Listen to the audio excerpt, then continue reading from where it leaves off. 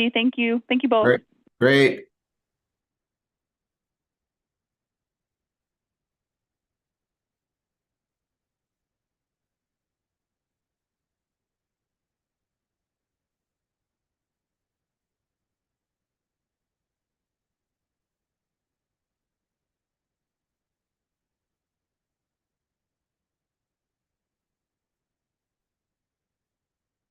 And Vanessa, we're going to make you a panelist here in just a moment, so you'll be able to speak. Thank you.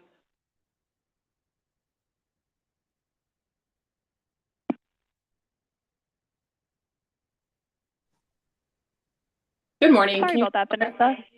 No problem. Yes, we can hear you. Great. Thank you. Thanks.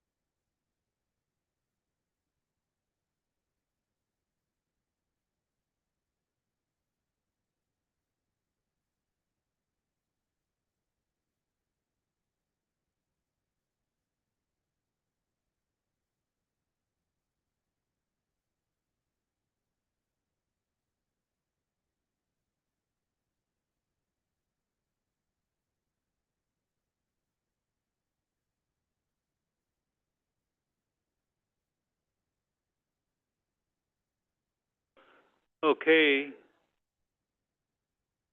Good morning, everybody. I'll call the meeting, the Madison Metropolitan Sewerage District, to order on this day before Thanksgiving, on the 26th November. So we have in person Commissioners Clark, Lytle, Bookland, Paulson, Havel, and online we have Commissioners Lankella, Murphy, and Freeze. I think they're all present, yeah. And then absent is Commissioner Meyer. Okay, so welcome to all of our guests, full room today. And Cassie, could you go through the virtual meeting guidance, please? Good morning, Commissioners, members of the public, and staff. To help us have a smooth meeting, I'm going to review just a few decorum rules for all.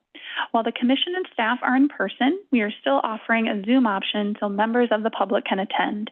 If you're attending virtually and would like to speak, you can do so during appearances by the public. As a reminder, this meeting is being recorded and streamed live on YouTube, and the public chat has been disabled, but you can still send messages to the host if need be. Finally, Commissioners, please use your microphones while speaking and make sure your voice is directed towards the mic. When you're not speaking, please ensure your mic is off so others can utilize the mics. As a reminder, only 3 of the table mics can be live at a time. Also, please state your name before speaking for those who may be joining us via Zoom. Those are the decorum rules of the District Commission. Thank you for following them, and let's have a great meeting. Okay, thank you, Cassie. Any announcements? No announcements. Any appearances by the public? Don't see anybody. Okay, so we move to the consent calendar where we have the meeting minutes of the 13th of November. We have the cash statement, operating fund, acceptance of work for the West Interceptor Rehab, Siegel Road to Shorewood Boulevard. A couple approvals of transaction, well, 4 of them actually. Transaction amounts, diesel transfer pump purchase, portable generator purchase, contractor invoice for the pumping station 2, and transaction amount for the North Park Street stormwater pump station valve replacement project. Any questions on any of those items? We have a motion to approve. Greg, you have your hand up? Yeah, hi, Tom. I just want to recuse myself from letter G on that since it's for City of Madison for me, actually. Okay. So when Greg Freeze votes, it'll be on all but item G. Could we have a motion? Commissioner Clark, I'll make a motion to approve. Commissioner Clark, second by, Commissioner Oakland, I'll second. so we have a motion by Commissioner Clark, second by Commissioner Bookland to approve the consent calendar. All those in favor say aye. Aye. Aye. Any opposed? None. Motion carries with a note that, Commissioner Freeze abstained on item G. Okay, that will take us to topics. We have the, preparation for commission officer elections and committee assignments. And Bill, his name's there, but I think that's just to give a heads up that in January that will be coming. So if, anybody wants to, we'll do officer elections and then consider the appointments to the committees. If anybody has to bow out or whatever, we'll have to find. So keep that on your calendars and in your mind. The next month, I think it's the first meeting in January. Second. Yeah. Okay, so then we have the project update for the sewer use ordinance. Amanda?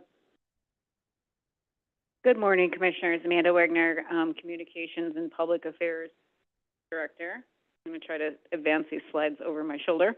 So Vanessa Wishart with our legal counsel is going to join me for this.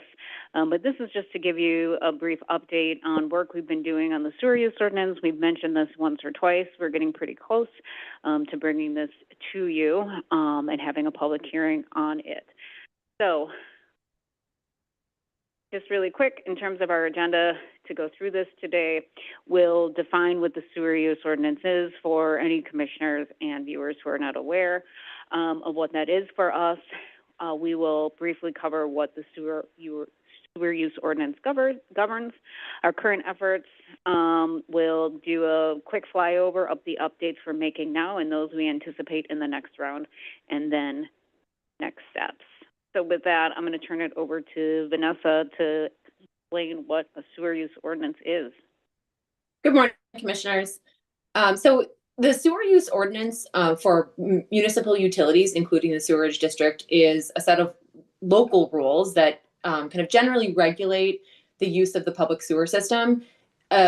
All municipal utilities have sewer use ordinances. The district's is a little bit different because the district is a sewerage system and largely regulates customer communities along with some of its, some industrial users and others. So that guides a little bit what goes into the district sewer use ordinance, but it generally speaking allows the district to implement the authority it has under state statutes over the sewerage system facilities that the district owns. The goal is to protect the public health by regulating what goes into the sewer system, as well as environmental quality, and then also the district's own wastewater treatment and conveyance facilities, and largely to ensure that the district is operating in a way that allows it to comply with its WPDES discharge permit. It's adopted pursuant to and in implementation of its statutory authority under Chapter 200, specifically including Section 200.11(1)D and 200.13(3). Next slide, please. So more specifically, what a sewer use ordinance typically does is govern the types of waste that mostly can't be discharged into the sewerage system, toxic wastes, other wastes that are required to be regulated under the federal guidance and state guidance.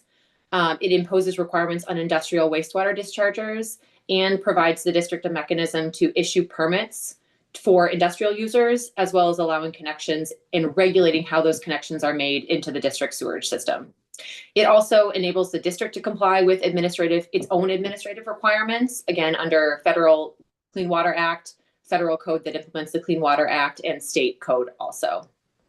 Like I said before, it's an important tool to ensure that the district can meet its own water quality requirements, pretreatment effluent standards, and other discharge criteria that are required under state or federal law and are included in its WPDES permit. Next slide. So the district's first sewer use ordinance was adopted back in 1984.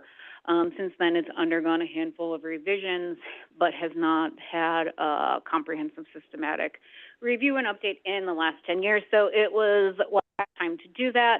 Over the last 10 years, there have been some minor updates. We did update the connection charge section. We had that discussion a few weeks ago during the budget approval, but really nothing substantive in the last 10, going on 11 years. So beginning middle of last year, our business services supervisor, Janelle Warner, initiated a project to start reviewing this, starting with legal counsel and just kind of taking a broad look at it. And then over the past year, we brought together a number of subject matter experts, as well as legal counsel, to really do a full and comprehensive review of that. So it's nearly finished, which is why we're here today, just to have a heads up of what's coming. And so with that update, I'm going to turn it back to Vanessa to kind of share what we've updated, both in the forthcoming version and then what we have held for the next version. Yeah, so like Amanda said, part of the impetus in doing the sewer use ordinance update now is that it had not been comprehensively updated in at least 10 years. And when you don't update for that long, you can fall out of compliance or behind in references to statutory and regulatory requirements. So that was one of the primary updates this round, was to make sure that the district is up to date on what it is required to implement in its sewer use ordinance under state and federal statutory and regulatory requirements. There was also an effort to streamline and clarify some of the reporting obligations that the district imposes on customer communities and others under the sewer use ordinance. Part of that was to try to align with what the practices the district actually uses. Sometimes when you have an ordinance that hasn't been updated in a while, you can find that you are implementing practices that are more convenient for everybody, but that might not be captured in what's actually in the sewer use ordinance. So that was part of the goal here too. And then, as always, to make sure that we have the necessary protections included in the sewer use ordinance for the district's infrastructure, processes, making sure that it can regulate what is discharged into the system so that it can ensure compliance with its WPDS permit. And some of that is to account for things that we now regulate somewhat differently, or emerging contaminants that have come into play since the ordinance was updated comprehensively 10 years ago. And then also just to provide some clarification in the definitions. Again, when you start to use the sewer use ordinance year after year, you find that there might be some revisions that can make things clearer for both the district in implementing the ordinance and those who need to look at it, like customer communities and industrial users, to make sure they're complying with what's required. Some things that we identified that are going to be updates for a next round, largely because they are heavier lifts and items that we want to make sure the district is previewing for and discussing with customer communities, industrial users, before they're implemented, and that so they can have some kind of discussion in that process. One item was fats, oils, and grease requirements. Those impact a lot of different industries, but can have a significant impact on restaurants. And so we want to make sure that we are, again, providing information ahead of time to users of the system if we're going to change what the requirements are or make them, better protective for the district, but perhaps more restrictive for users.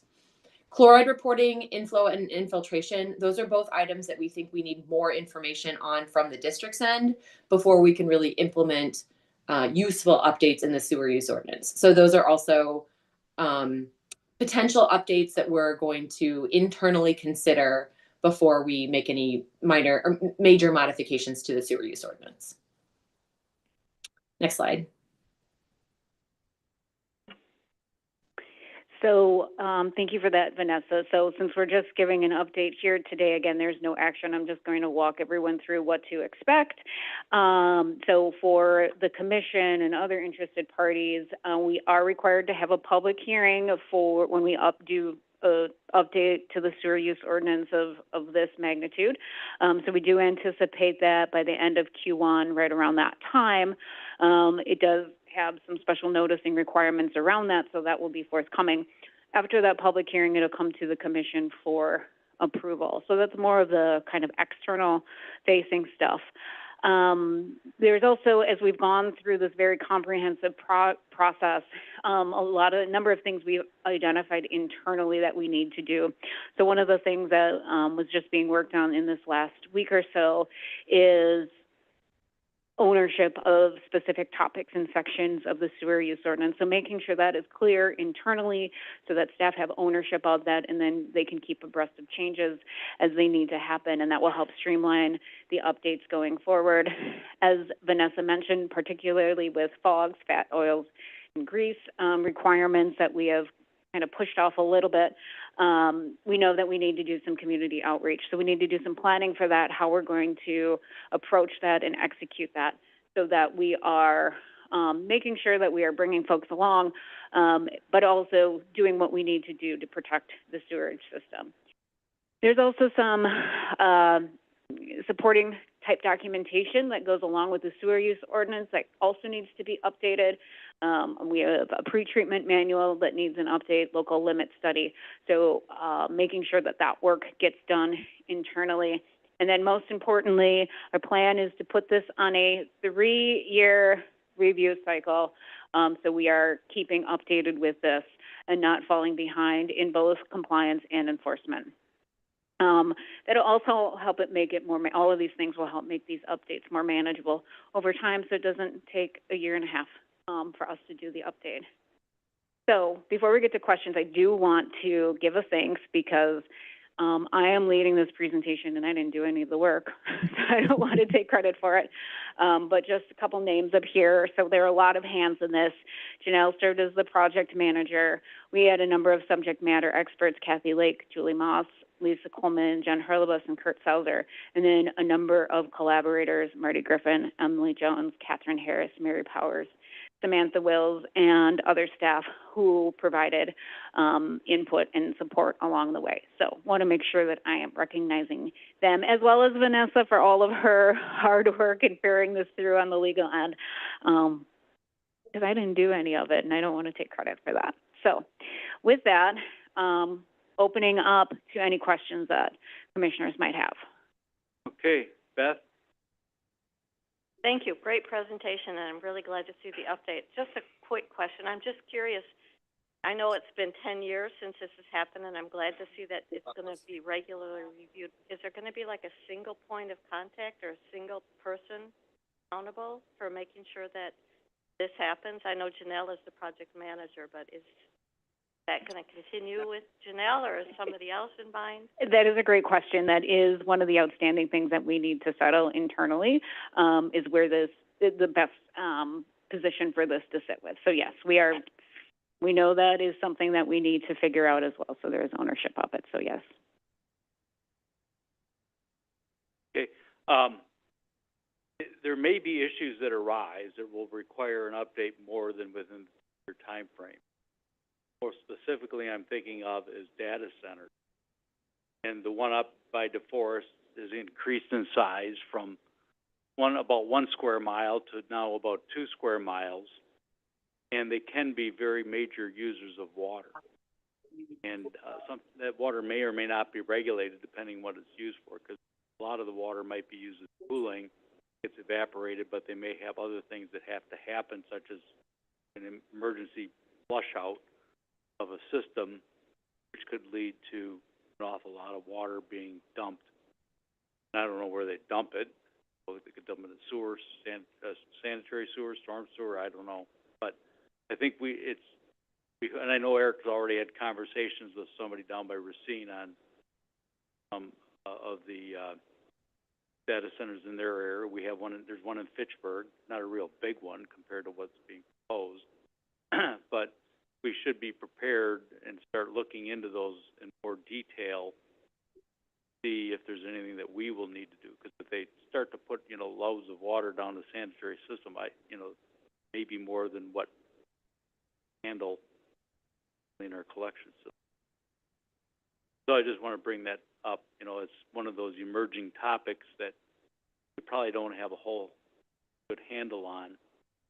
We may need to. Yeah, and I'll just say that is a great point and something we can definitely make note of. And if we do intend to put it on a 3-year cycle, but certainly if something very pressing comes up in between, we can accommodate that. Vanessa, I don't know if you have anything else you wanted to add on that. Just that I think you're right, Commissioner Hubble. There will be potentially specific items that come up in the middle of any given 3-year review cycle, some of which we might want to put on that 3-year cycle and some of which we might want to act on more quickly. I don't want you to think that because this process has taken a year and a half that we would anticipate any specific updates would take that long. Those are certainly things that we could prioritize and act on quickly once we have information on how the district wants to regulate, whatever that pressing issue is. Yeah, I agree. I mean, I handled a number of codes when I was at work, land division zoning, stuff like that. And, there were many times that we were doing code revisions to adjust to changing circumstances. Mm-hmm. Maybe us, and I don't know what's coming up. You talked about fats, oils, and greases and chlorides. I don't know if there's any coming regulations from DNR or EPA that will affect us even more on those or not, or maybe. Yeah, for both of those, largely the impetus on, larger scale revisions on those than what you would see in this sewer use ordinance is a realization from the district's end of how those kinds of constituents impact the district's facility specifically. But that, fats, oils, and grease updates to sewer use ordinances are something I'm seeing across the state because it is just it is recognized as more and more of an issue for wastewater treatment plants to handle. So some of those updates will come from, and some of what we've done in this sewer use ordinance comes from updating the ordinance to make sure that it is complying with new regulations at DNR, but some of it will come from just the district better understanding its own operational requirements to make sure it's protecting its infrastructure.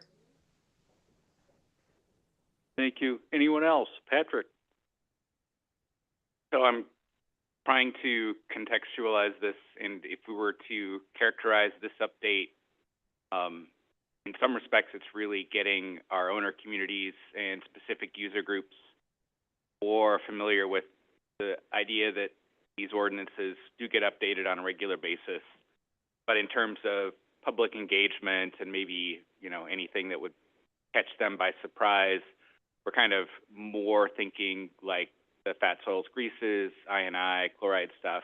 In the next round will require greater engagement and probably will require more changes on their part or additional monitoring. Yeah, that's right. What the update did the updates this time we aren't anticipating will have a major impact on how the district operates in conjunction with its industrial users and customer communities. Those updates that we're saving for next time are the ones that we want to have those bigger conversations with before we implement them. This update again was a very wholesale update. We went through the entire ordinance, but we didn't identify anything that's a huge change in how the district operates with its customers. It's a lot more clarifications, aligning with how the district is actually operating. And so, yeah, we are obviously we will have the required public hearing, and there certainly will be an opportunity for customer communities and others to comment at that hearing. But we aren't anticipating this update will take customer communities and others by surprise in any specific areas. And that's why, when we were originally doing this update, we did have some revisions to fats, oils, and grease included, and we pulled those with the understanding that once we looked at it closer, we thought we should have some conversations before we just implement these changes. Okay, Brad? Yep, along the same lines. So have we communicated with the owner communities at all about these changes, or are we confident that none of them can be considered substantive changes and simply reflect the way we're currently doing business, and therefore we don't need to communicate with them? How would you characterize the changes, and are the owner communities aware of them or not at this point? So I can answer the communication question, Commissioner Murphy. So we have been mentioning that this is coming. There is Eric's monthly flush and flow email that will go out early next week. It has basically a recap of this conversation. I forecasted this conversation when I drafted that email. So yes, bringing them along was just letting them know that this is coming. You know, as Vanessa said, a lot of this was shoring up the current or forthcoming sewer use ordinance with current practices and whatnot. I mean, there is always the question of how aware customer communities are and industrial users are of our sewer use ordinance in the first place. So we do anticipate in advance of that public hearing, providing like perhaps a one-pager or something that just sort of outlines all of the changes that were made. And again, nothing substantive as from a have to change processes or their own community policies. So we were very mindful of not just dropping new requirements on customer communities, especially substantial ones, which is why we held, for instance, of fat, oils, and grease. But Vanessa, if you have anything else to add on that question, please feel free.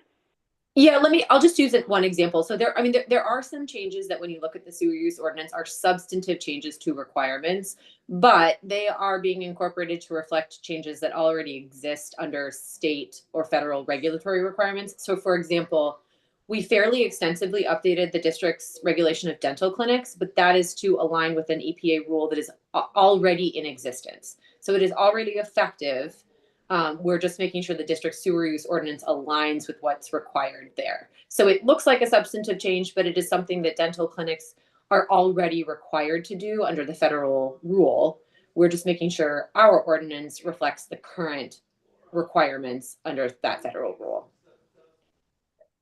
And to put a finer point on Vanessa's example with the dental clinics, our pollution prevention team does have a very robust dental compliance program and outreach program.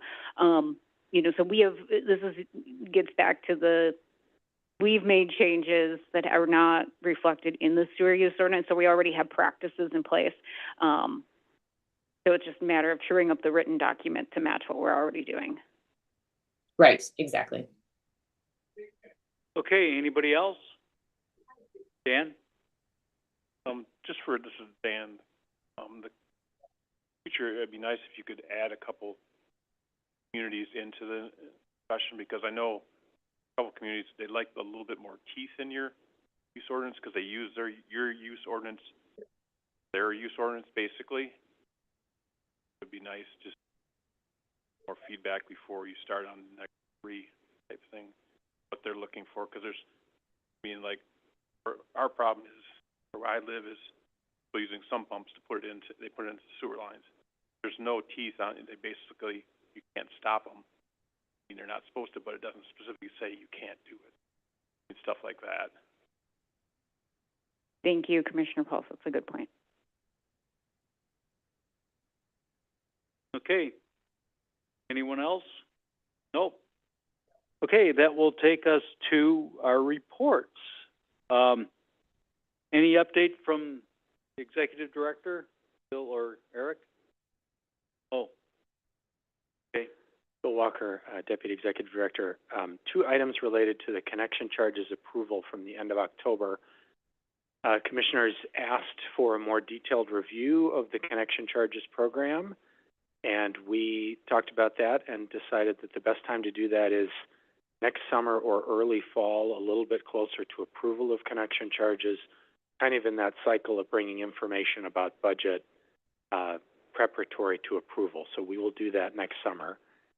But there is one specific question which we can answer today. This is a question that was raised by you, Commissioner Freeze, and you, President Hovell, and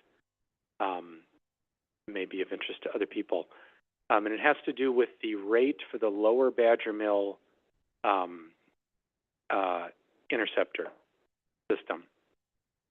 Normally when we set a connection charge rate, conveyance facility connection charge rate, we have already completed construction of all of the infrastructure that will serve that area, and therefore we know the cost, and therefore we can base the rate on that cost. With the Lower Badger Mill Creek area, it's a very, very long project that began about 2006, which is a long time ago. and was what is a 6-phase project. Phase 6 is still in our CIP for next year. But because of the geography of that system, upper reaches of that watershed were developing already and being served sort of on a temporary basis by another route, but ultimately would be served by the entire lower Badger Mill Creek infrastructure. So we needed to have a connection charge rate in place to start charging that early development. And what the district did in 2006 was to estimate the cost of that interceptor in advance and base the rate on that. And Fries and Hubel's question was, so how accurate has that been? Because now we have been spending real money in developing that infrastructure. How close is it? So Todd Giebert did that analysis, updated what the rate would be if we based it on actual cost and current estimate of developable area and the engineering news record interceptor process or indicator process that we use for all rates. And the result, pleasingly to me, is that we're within about 1% of what we are actually using. It's slightly higher. So to us internally, that's it. Given that these rates are always an approximation because there are so many unknowns in area and pace of spending and so on, that's a very, very close and very, very happy result. We can dig more into some of the words I just used here in the summer. What do I mean by developable area? Why does that matter? But just to answer the immediate question for you, Greg and Tom, the rate we are actually using is very, very close to what we would be using if we used actual cost. Okay, thank you, Bill. Amanda? Yeah, just one final reminder, we have our public affairs study session on Thursday, December 11th. It starts at 7:30. You can come early. There will be light breakfast. At this point, no one has told me they will not be there. So if that is not a correct statement, please do let me know as soon as possible so we can plan accordingly. Thank you. Okay, anyone else? Nope. Okay, that takes us to committee reports. So, Ken or Brad, do you have anything to report due to Ezra's absence? I don't have anything new to report. Commissioner Clark, we met with consultants hired to form the new executive director performance review process last meeting, and we have the next meeting scheduled for December 17th. Okay, thank you. And Finance Committee, Greg? Yeah, this is Commissioner Fries. So two things. One, first, Bill, thanks for that update on Lower Badger Mill. And then second, another thanks to Bill on the commission action reports for all those financial transactions that were on consent. That included the new, I'll call it financial summary that the committee came up with. And I appreciate those, Bill. So thank you for implementing that. Finally, with regard to the committee, we requested a joint, I have not heard back actually, but we requested a joint meeting with the executive team, the executive committee on Eric's performance review to go over, there's a part where the financial committee and the performance review committee overlap, and that is with regard to one particular portion of Eric's review report, however you want to call that, and that is a quarterly report on finance to the commission, and we needed a little more assistance, so we asked for a joint meeting, and I think that was set for December 11th. I can't remember. I don't have my calendar up. Sorry about that. So that's it for us. Yeah, Eric Dundee, Executive Director. Just a point of reference for Commissioner Fries and others. The joint meeting is scheduled for December 1st. So check your calendars.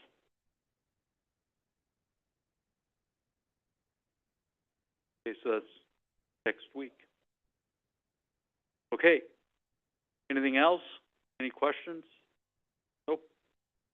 Okay, operations report, Alan.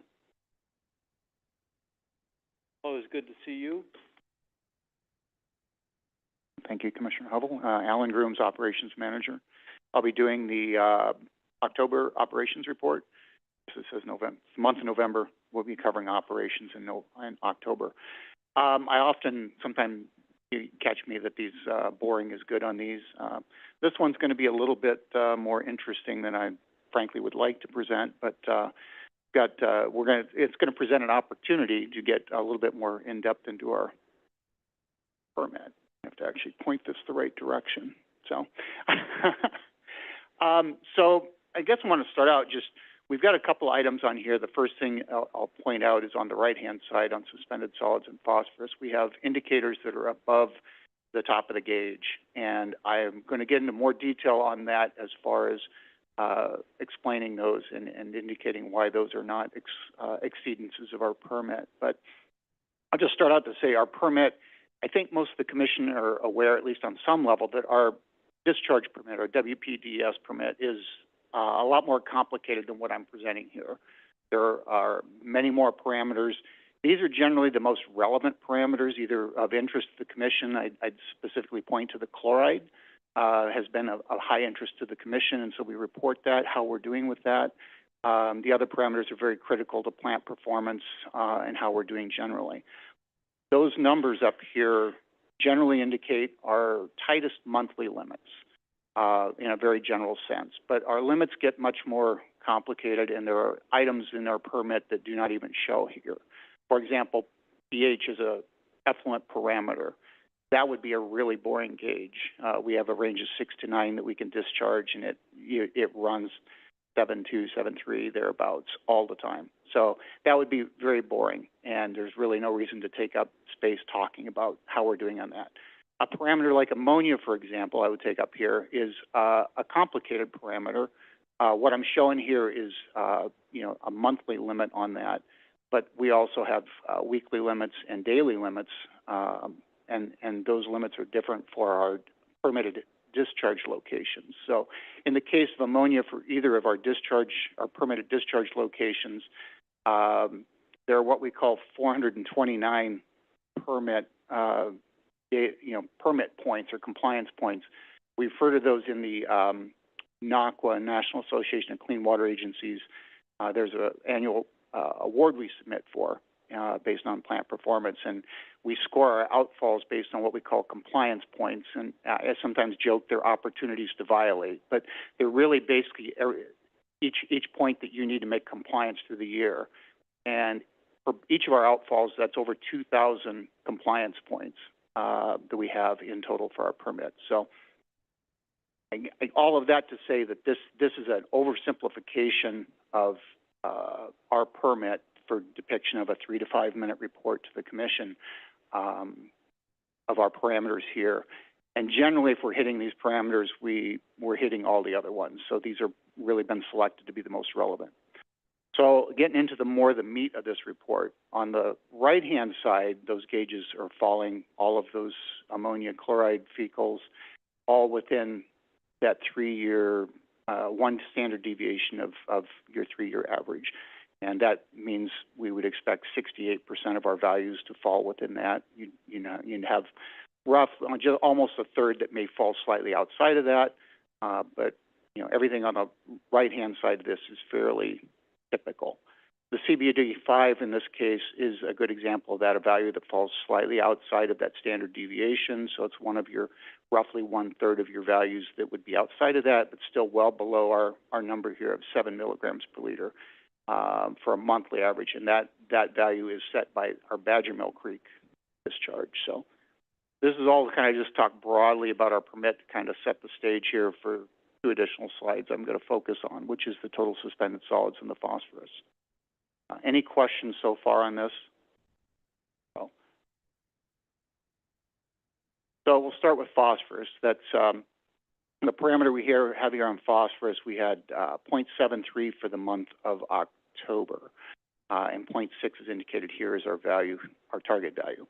that target value is based on our adaptive management program. And so for this current permit period that we are in, and we are in the process of working through our next permit update, we're expecting that early next year. But our current permit has a 0.6 milligram per liter on a 6-month average. So that 0.6 value I have here is actually the 6-month average, not a single month average. So, and our actual monthly permit value, which I don't normally show, is 1 milligram per liter. Now, our typical average for yearly performance for the plant, it's a very well-performing biological phosphorus plant.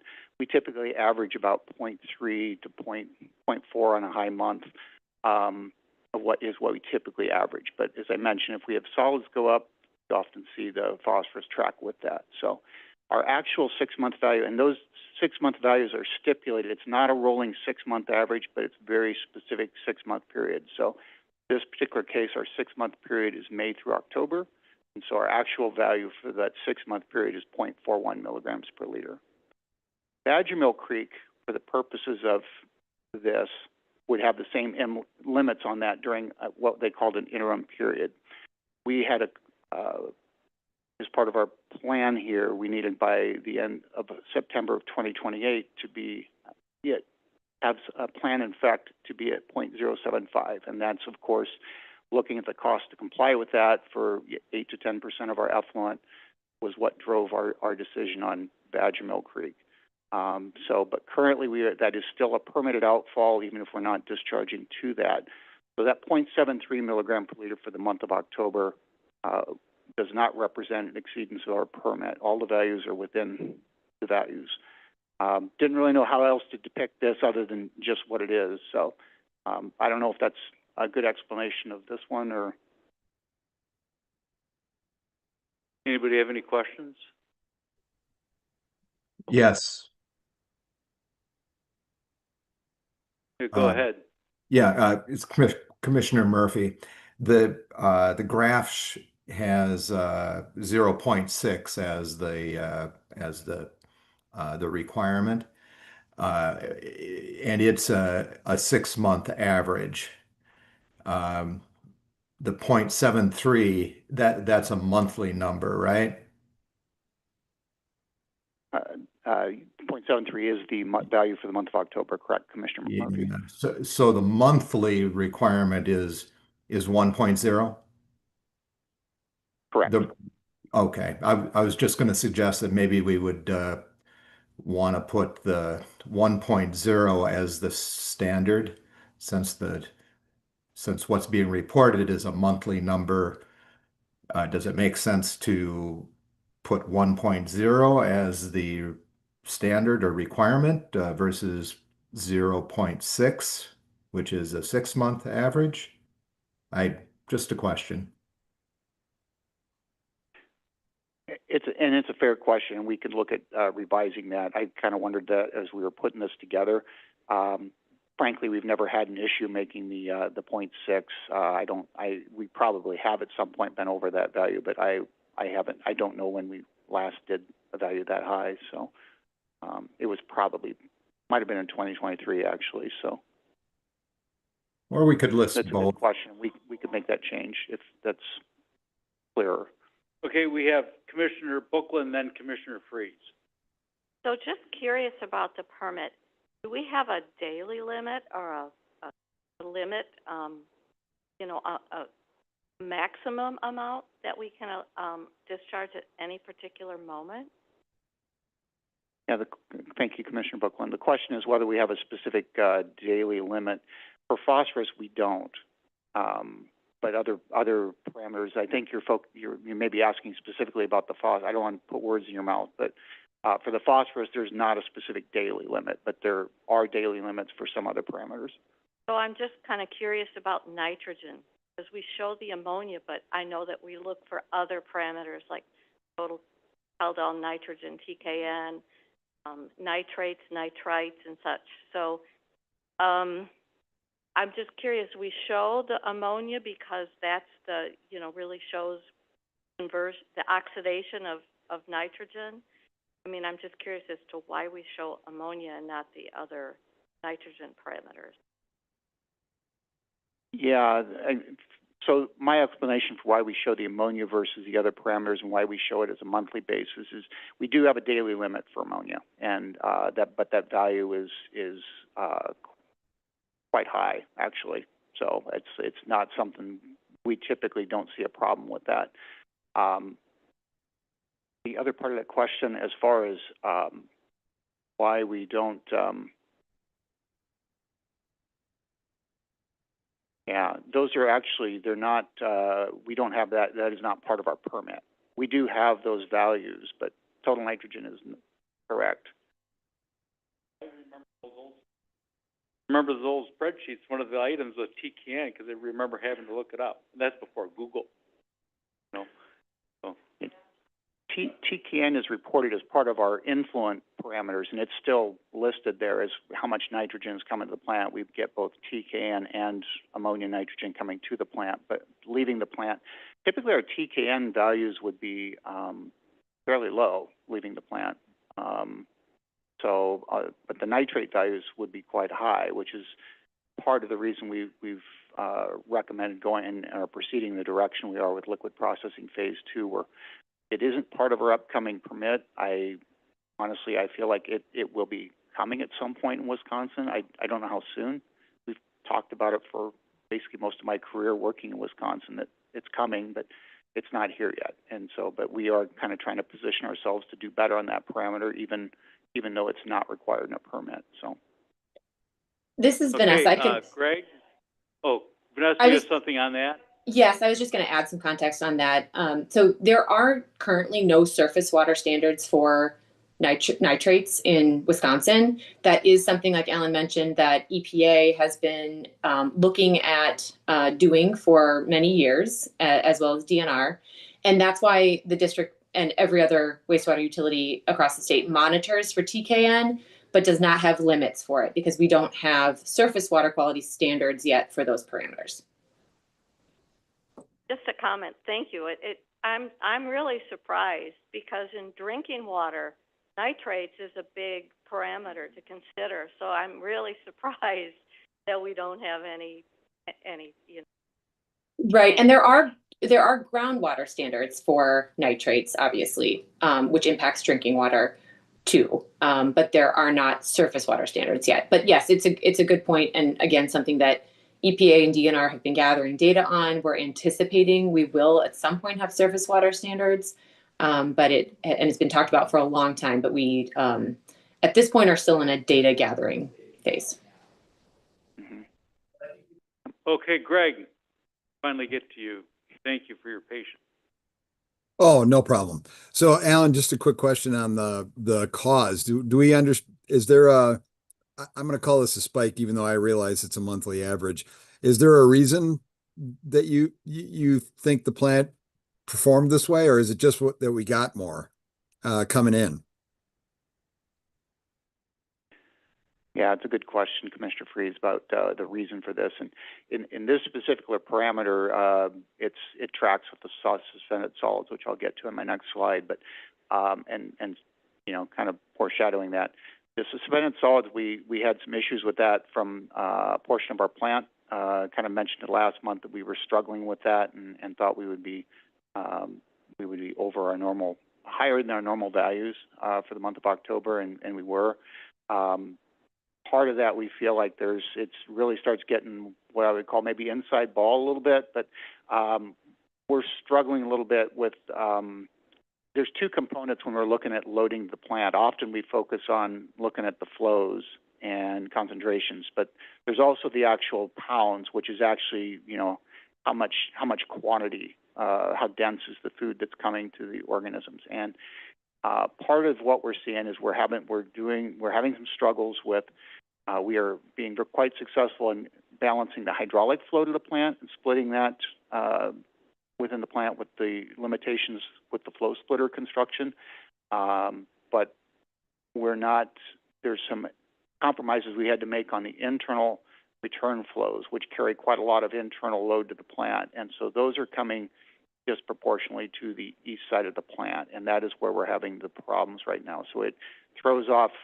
We focus on a food to microorganism ratio for one that we look at for an ideal to apply selective pressures to microorganisms, and they're tolerant within a range of not drifting too far out of the bounds of what we would like to have. Is what we're really doing. We're basically applying a selective pressure to a community of microorganisms, and we're basically trying to get on balance a community of microorganisms that are desirable.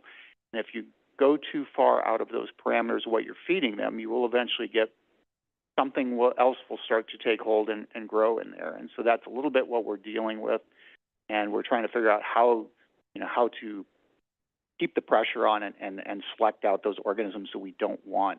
And it's kind of put us in it continues to put us in a little bit of a tight spot. We're trying right now to do things this time of year. We would typically be letting our microorganism population start to grow a little bit because we're anticipating colder temperatures and they don't work as fast. So you want a larger quantity of, I'll call them workers. But we're actually not doing that. We're actually trying to keep the pressure on because we're still trying to keep those undesirable microorganisms in check. So that's has us riding the line a little bit on that particular side of the plant with what we are, we may see some excursions up with ammonia, for example, because you're selecting, by doing that and trying to get better settling and keep your solids down, you're making a compromise on what you would like to see for your best microorganisms for, say, nitrification. And so it's a little bit of a balancing act. It's we talk very briefly in these reports, but it gets quite complicated in what we're looking at and trying to understand as far as what we're dealing with, which is basically a bug farm. I don't want to oversimplify it, but that's kind of what it really amounts to. That's helpful. Thank you very much, Alan. Yeah. Bill Walker asked if I was thinking that as I was saying that, I do not want to lay all the blame on the flow splitter project. That is putting finishing that will simplify some things, but there are other factors that may be going on there. So some of it was we had warmer weather extend farther into the fall than we expected. Some of those things change what the seasonal microbiology is in the treatment plant. So it's pretty complicated, and when it gets to that, we start doing a lot closer examination analysis, pulling out the microscopes more regularly and looking at what are we actually growing in the tanks, and then trying to make changes with response to that. So.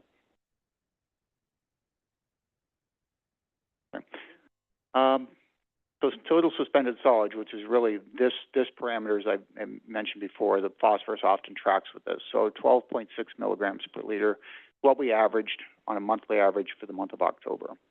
This one gets a little bit more nuanced, whereas phosphorus we are clearly within the bounds. This one's a little bit different. So, and this parameter we did. I look back, we had July of 2023. We had it's almost eerily similar. In what we saw for suspended solids, different reasons. But so our limits for Badfish Creek, we show the limits here for Badger Mill Creek, which is our most stringent monthly limit.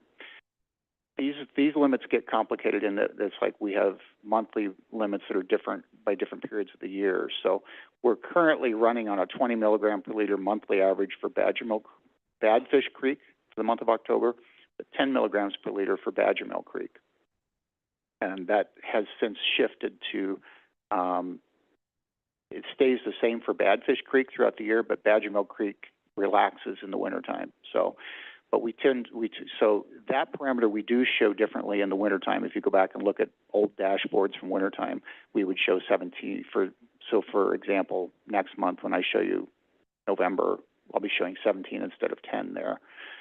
We still leave that in place, even though we're not discharging to Badger Mill Creek, because that is still a permitted outfall for us. And to be quite honest, I really, even down the road, it's like our target will probably show different values, but operation will probably still be targeting the same values. Really want to maintain that. So the suspended solids in the case of Badfish Creek also gets a little more complicated in that this one has mass limits, so monthly mass limits. So our limit for October was 7,180 pounds for the month. We actually discharged 3,980 to Badfish Creek, so about 55% of what we're allowed. That comes into play. That's the case of a parameter that could come into play where you didn't have a concentration-based violation, but you could have a mass-based. And the scenario I'd throw out is if I had the month of October 18 milligrams per liter suspended solids every day of the month, I wouldn't violate on the parameters for Badfish Creek. But if I averaged 50 million gallons a day for that month, I would be on 7,800 pounds or so. So I would be over. So I would have a mass violation. It doesn't come into play, which is why we typically don't bring it to the commission, because it isn't necessarily pertinent, and it may be confusing to try and display much more information. But those things do underlie this. So the 12.6, if we were discharging to Badger Mill Creek, would have been an exceedance of our permit. But since we are not currently discharging to Badger Mill Creek, it does fall within our permit values, even though what we're just depicting here is still 10 milligrams per liter, because we still have that as a permitted outfall. So, any questions on this one? So the monthly mass limit, is that consistent throughout the year, or does that have something to do with base flow and typical CFM or something flowing through Badfish? Yeah, it's definitely not consistent through the year, Commissioner Lytle. It varies by month. Some of that I think is based on just the number of days in the month, a 31-day month versus a 30-day month. But some of it is, I think, the sensitivity of the water at particular times of year. For example, if you want to pull up our permit, it is on our website, and look at the month of September. For some reason, just it plummets. It's really low for September. Not really low. It's a number we comfortably make, but it's just there, and I think it's got to do with the aquatic species and what we're trying to do in those. I don't know the details of why the DNR sets it there, but they do vary quite a bit by month. And then for whatever reason, Badger Mill Creek, it may be the tidal limits. There was never a mass limit there. Okay. Any more? I don't. Okay. So if there's any other questions, I can answer them. But Okay, well, otherwise, good information. thank you. I don't know. I mean, we have our new permit coming up. I think it's next month. Artie's talking about that, right? And so is Badger Mill Creek still going to be a part of that, or what? No. So we'll change our limits on here to basically the last report with Badger Mill. Well, maybe December's. Well, yeah, our actual permit. Well, this permit works. We're hoping to get a new permit 1st April. Oh, so this runs into the first quarter. Yeah. First quarter of the year. Okay. That's the anticipation, although it's like I don't know if the schedule could drift some as far as when they actually issue it or not. I don't, that's kind of up to DNR. Okay. So we got a few more. All right. You'll make. Okay. Any other questions? Seeing none, regulatory and legal, Vanessa? Good morning again, Commissioners. Vanessa Wishart, Legal Counsel for the district. So this month, we focused a lot on regulatory issues for the district. So reviewing the WPDS permit, as we just discussed, ongoing sewer use ordinance updates, which we are almost done with. And then we also did some work for the district on some changes in policy on notice requirements for commission meetings, trying to streamline some of that process. And then had a couple of small contract reviews as well over this last month. And then worked on some communications with DNR, and that's about all. But I'm happy to answer any questions about that. Oh, and no real updates on the regulatory legislative side as of yet. But we are anticipating we'll see more work on the PFAS bills that I mentioned at I believe the last meeting, or perhaps the meeting before that. And with that, happy to answer any questions. Okay, thanks, Vanessa. Anybody have any questions? Nope. Okay, that takes us to the future meeting schedule that's in the packet. The December meeting on the 18th will probably be fairly long. We've got several topics. There's a change to the open records policy, heat and power improvement facilities plan update, WPDES permit reissuance process update that I mentioned. And then also a study session on the district's strategic plan. Then we have a closed session, and there'll be a few different items that we'll be handling in the one closed session. So, be prepared for a long meeting. That's the one on December 18th. Okay, let's see. Somebody have any questions? Ken? Okay, Ken, you want to do the other business, and then I know what you're waiting for, and you're missing your partner in crime. He's here, though. He's here, but virtual, yeah. Looking for a motion. Yes, To to adjourn. adjourn. Commissioner Clark, motion to adjourn. Motion by Commissioner Clark, second by Commissioner Freeze. Commissioner Freeze. All those in favor say aye. Aye. Opposed, none. Opposed, none. Motion carries. Thank you, everybody. Have a good Thanksgiving. And as my Likewise. neighbor said, set your scale back 10 pounds.